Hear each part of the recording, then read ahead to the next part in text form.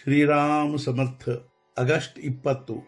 ವಿಷಯದ ದಾಸರಾದವರು ಸುಖ ಸಮಾಧಾನ ಕಳೆದುಕೊಳ್ಳುವರು.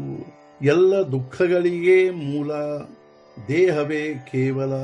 ಅದರಲ್ಲೂ ದೇಹಕ್ಕೆ ದುಃಖ ಕೊಡುವುದು ದುಃಖದ ಕಳಸವೇ ಆಗಿರುವುದು.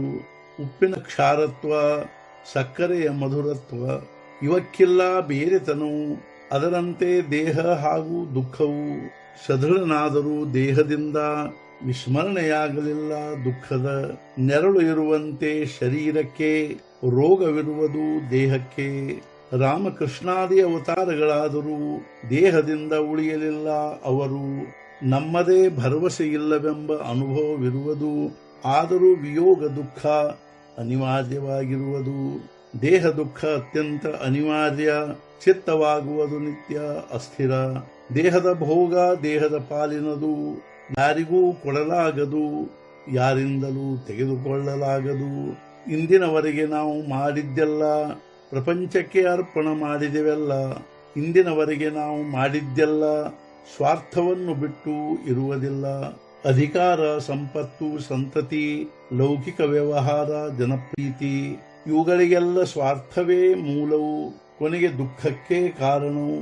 ನಾವು ಪ್ರಯತ್ನ ಮಾಡಿದೆವು, ಏನೇನು ಸುಖದ ಆಗರವೆಂದು ತಿಳಿದೆವು. ಅದನ್ನು ಕಲ್ಪನೆಯಿಂದಲೇ ಸುಖದ ಭಾವನೆ ಮಾಡಿದೆವು. ಕೈಗೆ ಸಿಗದಂತಾಯಿತು ಅದೆಲ್ಲವೂ. ಯಾರಿಗೆ ಬಹಳಷ್ಟು ಮಾಡಿದರು ಗುರುಗುಟ್ಟುವರು, ಸ್ವಲ್ಪ ತಪ್ಪಿದರು. ಹೀಗಿರುವರು ಸ್ವಾರ್ಥಪೂರ್ಣ ಜನ. ಇದನ್ನು ತಿಳಿದು ಮಾಡಬೇಕು ವರ್ತನ. ಪ್ರಪಂಚದಲ್ಲಿ ಆಸಕ್ತಿ ಇಡುವುದೆಂಬುದು ಬೆಂಕಿಯನ್ನು ಅಪ್ಪಿಕೊಂಡಂತಾಗುವುದು.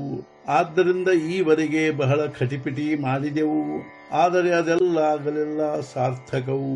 ಶೋಧಿಸಿ ನೋಡಲು ವಿಷಯವನ್ನು ದುಃಖದ ಹೊರತು ಸಿಗದು ಏನು. ಆದ್ದರಿಂದ ಪ್ರಪಂಚ ಮಾಡಿ ಸುಖಿಯಾದನೆಂಬುದನ್ನು ಕೇಳಿಲ್ಲ ಅಥವಾ ನೋಡಿಲ್ಲ ಅಂಥವನನ್ನು. ಹಿಡಿಯುವೆವು ಯಾರ ಆಶಾ, ಆಗಬೇಕಾಗುವುದು ಅವರ ದಾಸ. ವಿಷಯಗಳ ದಾಸನಾದವನು ಸುಖ ಸಮಾಧಾನ ಕಳೆದುಕೊಂಡನು. ಯಾವ ಗಿಡಕ್ಕೆ ಹಾಕುವೆವೋ ನೀರು ಗೊಬ್ಬರವನ್ನು ತೆಗೆದುಕೊಳ್ಳಬೇಕು ಅದರದೇ ಫಲವನ್ನು. ವಿಷಯಕ್ಕೆ ಹಾಕಿ ಗೊಬ್ಬರವನ್ನು ಹೇಗೆ ಪಡೆಯುವೆವು ಸಮಾಧಾನವನ್ನು. ಪ್ರಪಂಚದಲ್ಲಿಯ ಸಂಕಟಗಳು ಅನಿವಾರ್ಯವು. ಕಾರಣ ಪ್ರಪಂಚವೇ ದುಃಖರೂಪವು. ಈವರೆಗೂ ಸುಖಿಯಾಗಲಿಲ್ಲ ಯಾರೂ ವಿಷಯದಲ್ಲಿ ಚಿತ್ತ ತೊಡಗಿಸಿದವರು. ಕಹಿ ಹಾಗಲಕಾಯಿ ಸಕ್ಕರೆಯಲ್ಲಿ ಎಷ್ಟೇ ಮುಳುಗಿಸಿದರೂ ಸಿಹಿಯಾಗದಲ್ಲಿ. ಅದರಂತೆ ವಿಷಯದಲ್ಲಿ ಸುಖವೆಂದು ತಿಳಿದೆವು, ಆದರೆ ಕೇವಲ ದುಃಖ ಅನುಭವಿಸಿದೆವು. ಪ್ರಪಂಚದಲ್ಲಿಯ ಉಪಾಧಿಯಿಂದ ಪ್ರಾಪ್ತಿಯಾಗುವುದು ಸುಖ ದುಃಖದ.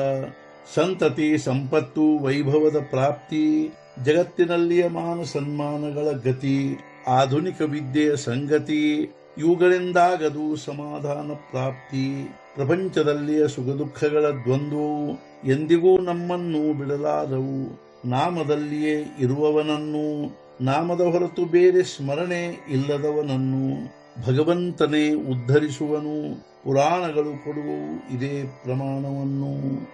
ಇಂದಿನ ಮುಖ್ಯ ವಿಚಾರ: ಮಾಡಬೇಕಾಗಿಲ್ಲ ಖಟಿಪಿಟಿಯನ್ನು, ಕಂಠದಲ್ಲಿಟ್ಟುಕೊಳ್ಳಬೇಕು ರಾಮನನ್ನು. ಸದ್ಗುರುನಾಥ ಮಹಾರಾಜ್ ಕಿ ಜೈ. ಜೈ ಜೈ ರಘುವೀರ ಸಮರ್ಥ.